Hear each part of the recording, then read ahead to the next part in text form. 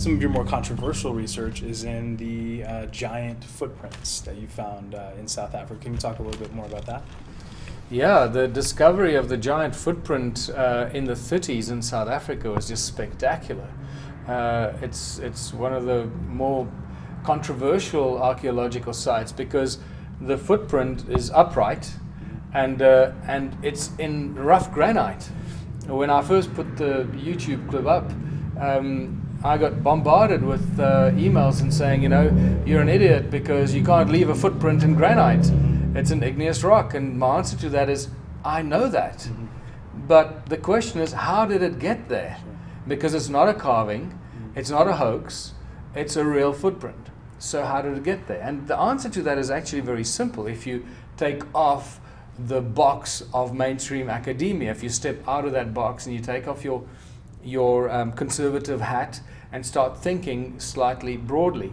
One of the ways that could have happened came to me from a chap in Canada who explained to me that he's the third generation gold explorer in Canada, and there's gold in the granite.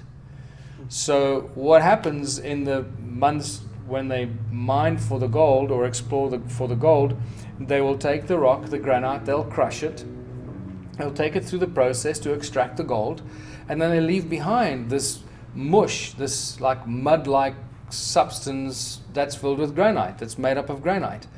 And when they come back the next season, there are footprints in it and animal prints in it and so forth, but it's hardened. It's become granite again. But unless you've done this physically yourself, you will not know that this is actually the process that occurs. Can you see the common denominator and the link? Gold is once again the common denominator. So I found it quite interesting that the answer came from a gold explorer. Right. So now you've got a 4-foot giant footprint in rough granite in South Africa, where we find millions of gold mines, and here we got giants potentially mining for gold again, because there is not much gold in that granite. So maybe this is just the mountains of slurry that they left behind that hardened, and at some stage one of them stepped into it, millions of years went by, the tectonic plates moved it up, and now we're looking at it and we can't believe what's going on because it doesn't make any sense to us.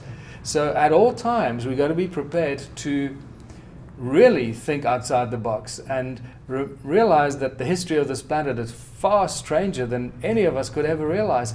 And it doesn't just go back thousands of years, it goes back millions and millions, possibly billions of years.